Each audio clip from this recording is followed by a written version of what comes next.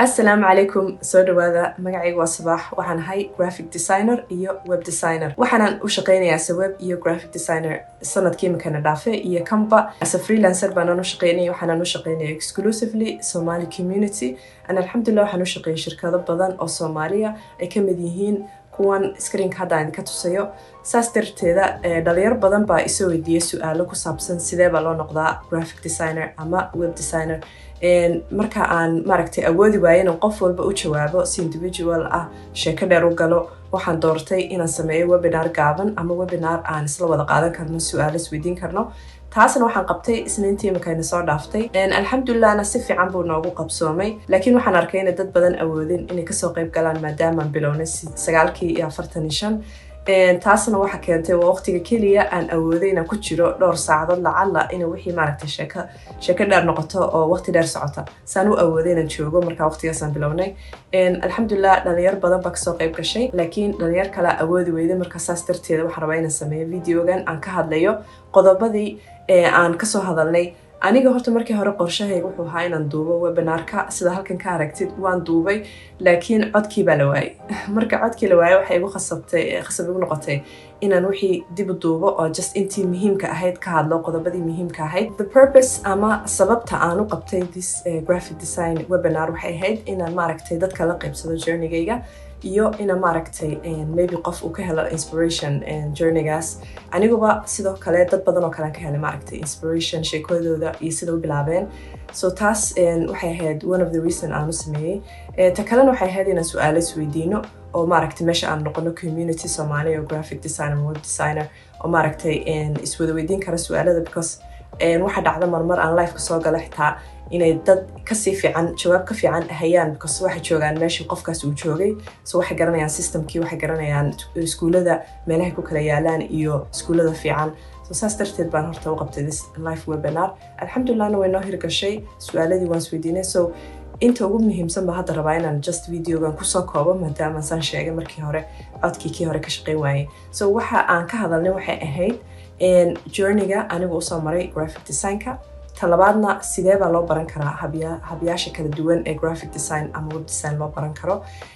ta saddexaadna waxa weeyaan muhiimadda ay leedahay Soomaalida inay haystaan representation within this maaragtay field as a graphic designer ama web designer muhiimadda ay leedahay so qodobadaasaan ka hadalnay iyo qodobo kale marka kuwaasaan hadda yaro guda gelayaa si yaro gaaban insha Allah videogan baan kusoo koobayaa wixii aan maalintii ka sheekaysanay marka anigu horta journey-ga aan usoo maray inaan noqdo graphic design iyadoo kooban aan soo koobiyo waxa weeyaan iskuulka hoose markaan dhameynayay baa runtii aan jeclaa inaan bilaabo iskuulka design-ka laakiin wuxuu ahaa iskuulka keliya oo lacag ah wadankan deganaa iskuulada kale oo dhanna waxay ahaayeen free marka taas waxay igu khasabtay inaan maaragtay iskuulka caadigaas ka bilaabo oo aan soo dhameeyo business administration markaan taas soo dhameeyay waliba aan kusoo shaqeeyay ayaan kadib kusoo noqday haddana xirfadan jeclaa markaan kusoo noqdayna maan u gelin iskuul toosa laakiin waxaan qaatay koorsooyin kala duwan dad badan oo kala duwan waan daawaday adduunka maanta information lagama waayo especially YouTube haddii la doonayo runtii haddaad wixii xiiseynaysid aad jeceshahay kama dhammaanaysid inaad maanta oo dhan istarigaraysid iyo maanta oo dhan aad baadhid wixii cusub wixii kusoo kordhay dadka habkay u sameynayaan so saas marka wallahi u sameynayay long time aniga hadhow markaas ka bilaabay inaan isku sameeyo wixii markaan isku sameeyo waxaan ka bilaabay horta inaan sameeyo waxa weeyaan dharkaan design garin jiray so that means dharkii baan sawri jiray markaan sawro kabacdina waxaan u diri jiray China markaan u diro designkii bay isu sameyn jireen saa u sameynayay baahidaana horta waxay iga keentay haddaan si yaro kooban u taaban karo waxa weeyaan markaan shaqayn jiray office baan ka shaqayn jiray so inta badan maan heli jirin dhar modest ah oo qurux badan oo aan dareemayna yihiin western laakiin at the same time dhar modest oo islamic ah so saas darteeda waxaan doortay inaan waxyaan ugu soorto sameeyo xidho so taas baaba iga bilaamatay business markii ugu horeysay so taa markii iga bilaamatay kadib ayaan maaragtay bilaabay inaan dukaan furto oo online ka iibiyo oo dharkii asa dukaan ahaan u iibiyo designkii aan sameynayay so wixii markaan furinayay oo halkaasaan hadhowna aan dareemay inaan kusoo laabto wixii aan jeclaa oo ahaa graphic design inaan anigu samaysto xayeysiiska inaan samaysto website-ka inaan samaysto waxyaalo badan oo kala duwan u baahnaa dukaankaygii so saasaan ugu waday hadhowna qof iyo labaan u sameeyay saddex baan u sameeyay marka sidii ba ku socotay sidii baan aniguna u baranayay all the time ama aan koorso qaadanayay ama koorsada free ah oo la yiraahdo YouTube aan maaragtay wax ka daawanayay ka baranayay so saas baan ku bilaabay waxa loo mari karaa horta inaad baratid graphic design labada hab waxa weeyaan inaad school adiga areadaada ama magaalada degan tahay soo raadsatid oo school caadi u tagtid ama haato jaamacad ama haato school private tan kalena waxa weeyaan inaad online ka baratid oo aad maaragtay ama koorsooyin qaadatid ama YouTube-ka ka raadisid siyaabaha loo barto oo de kolba video aad soo raadisid ama inaad koorso qaadatid oo wixii kooban hal meel lagu sheegayo so labada midba maaragtay lagu baran karaa anigu waxaan odhan lahaana midka kale ka muhiimsan horta ma jiro labadaba runtii waa valid waana equally way fiican yihiin waxaana ku xidhanta keliya adiga dadaalkaaga iyo saad u jeceshahay inaad waxan baratid sida wax kastoo kaleba dee la baranaya adduunka ay tahay haddii aad aad u jeceshahay oo adigu habaabilaysid oo adigu iswadid maaragtay aqoontana maanta oo dhan aad korsanaysid labada habba way kugu fiican yihiin so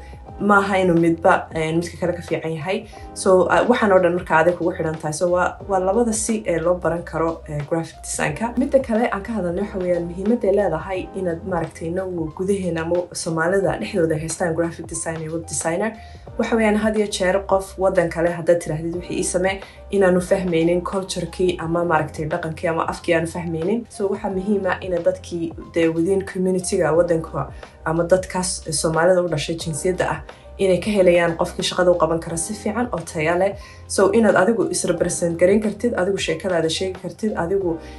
brandka iyo visual context-ka wadankaaga dhisi kartid ba ka fiican maaragtayna qof kale loo raadsado so taasna runtii aad bay muhiim u tahay oo taana in yar baan ka hadalnay webinarkii midda kale aan ka hadalnay waxa weeyaan waayo anigu u doortay inaan Somali community-ga maaragtay u shaqeeyo exclusively waliba 2023 ilaa iyo imika taasna waxa weeyaan dee community-ga ayaan rabaa inaan ku dhex jiro waan soo arkay in cadnaha lala shaqeeyo waan soo arkay lifestyle-ka siduu yahay mana aha wallahi waxaan anigu ka helay maaragtay inaad maanta oo dhan is dhexgelaysid dad aanad isku diin ahayn isku dhaqan ahayn waana iska adag tahay inaad maaragtay maanta oo dhan isfahantaan xagga salaada iyo xagga waxyaalo badan oo kala duwan marka inaan iskay u shaqaysto freelancer noqdo oo maaragtay dadka community-gaygan u shaqeeyo wax ayaan ka jeclaaday sida kale so saas darteedna anigu Somali community-ga ayaa ii muhiim ahayd inaan u shaqeeyo taa kasakowna innaga dadkeena waa dad aad u ah entrepreneurs ama aad u bilaabo ganacsi ama ha joogaan Somalia ama ha joogaan maaragtay Africa oo dhan ama ha joogaan qurbaha inkastay qurbaha ku badnayn laakiin way jiraan dad badan oo wallahi aad u dadaalaya oo aan la shaqeeyay aniga laftigayga waxaan ahaa very lucky inaan la shaqeeyo dad badan oo jooga ilaa all the way Australia ilaa Canada alxamdulillah iyo Europe oo dhan dadkaasna wada Soomaali bay ahaayeen oo bilaabayay ganacsiyo kala duwan so taasna aad baan uga ahaa lucky inaan maaragtay u sameyn karo service-ka ama hado web design ama hado branding so inaan empower gareeyo on community-ga taasna waa wax aniga ii muhiima qodobkii ugu dambeeyayna waxa weeyaan aan ka hadalnay waxay ahayd waayo aan ugu bixiyay company-gayga Soma so ani company-gayga mar walba waxaan rabaa inaan ka weynaato keliga inaan ka shaqeeyo oo dad badan oo kale isla shaqeyno alxamdulillah xitaa taas way hirgashay imikada magaca Somana waxa weeyaan Soomaali oo ah jinsiyad maaragtay LI un laga reebay so Soma ku koobay Soma Design and Marketing so taasna yar baan ka hadalnay waxa xitaa aan u sheegay dhalinyartii maalintii ii timaaday webinarkii inaan xitaa laftigaygu soo wado koorso af Somali 100% af Somali ah oo maaragtay graphic design-ka for beginners dadka ku cusub graphic design-ka loogu talagalay and also waxaan ku xidhayaa branding sida loo sameeyo wuxuu yahay koorsadaas oo ah koorsada beginner graphic design for beginners so insha Allah taasna naga filo bilaha soo socda hadduun baan bilaabaynaa hawsheeda aan qoraynaa habkaan u sameynayno marka insha Allah markay timaado iyo markaan dhexda marayno iyo markay dhamaataba intaba insha Allah waan idila socodsiinaya so in conclusion wataa wixii aan ka hadalnay webinarkii maalintii Isniinta dhacday conclusion-kana waxa weeyaan runtii dadaal haddaad dadaashid wax kastaad gaari kartaa marka haddaad xirfadan jeceshahay oo aad rabtid inaad ka shaqaysatid oo runtii aan oran karo waa xirfad aad ka shaqaysan kartid si fiican oo aad loogu baahan yahay loona baahnayn hal qof iyo laba qof laakiin loo baahan yahay intaasoo kun oo qof oo jooga intaasoo kun oo meelood oo Soomaali ah maaragtay qof walba dooqiisa wax ugu sameyn karo runtii xirfadan waa xirfad aad ugu saabsan also dooq marka dadku kala dooq bay yihiin laga yaabaa qofka kugu soo raacaya adiga graphic design iyo web design habkaad u samaysid iyo dooqaaga anigana laga yaabaa qof kale igu soo raacaya dooqayga iyo habka aan anigu sameeyo so maaha shaqadan shaqo loogu talagalay hal qof iyo 5 qofba waa inay dad badan soo galaan especially dhalinyarta waa inay communitygooda u qabtaan wax so conclusionka waxa weeyaan dadaal taasaad ku gaaraysaa wax walba mana aha sidan anigu maalintii ka dareemay dhalinyartaas waxay odhanayeen anigu waxaan joogaa wadankii hadda joogtid excuse maaha inaad waxba qaban karaynin excuse maaha inaanad graphic designer noqon karaynin ama online wax ka baran karaynin wax kasta waxay ku xidhan tahay dadaal adaaba ka fiican oo wadankii joogo dadkii ag joogo garanaya waxay u baahan yihiin especially dadka localka waxay u baahan yihiin marka haysi yaraysanin oo maaragtay adigoo wadankii jooga ayaad hawl fiican qaban kartaa just haddaad dadaashid marka halkaasaan ku dhammaynayaa waad mahadsantihiin habina ka faa'iideen also ha iloobin inaad like taabatid iyo subscribe-ka insha Allah videoyaal kalan soo gelinaya kuna saabsan shaqadeeda waxaan soo qabtay iyo waxaan qaban doono future-ka insha Allah ku soo dhawaada assalaamu calaykum